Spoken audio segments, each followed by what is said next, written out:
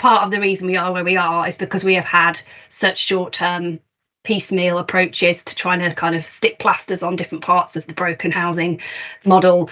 So for this to make any difference, it obviously has to be long term, and it needs to work cross-party for it to kind of have any traction. So the role of the sector in helping to develop this and then support it will be really important. And this is talking cross-tenure. This isn't just social housing. This is looking at the role of the home, in the country, and how big do we want the private rented sector to be, how big do we want the social housing, how much home ownership are we looking at, and then there's obviously different ways of looking at what home ownership means, part buy, part rent, all of that. So that's really to come, and I think a real opportunity for us to be feeding into it. But of course it's all about the money for any of this to be delivered at pace. Everyone's waiting to see what's going to be in the budget at the end of next month.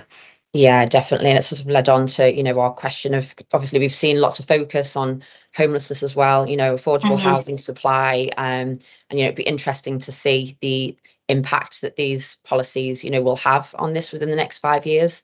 We're, as you spoke about, at the beginning, we're seeing lots of families here in, what is classed as temporary accommodation, unable to, cook meals for themselves and their children, living out of hotel rooms, whatever it may be. So yeah, it'd be really interesting to see, the impact, that we foresee with these policies in the coming years.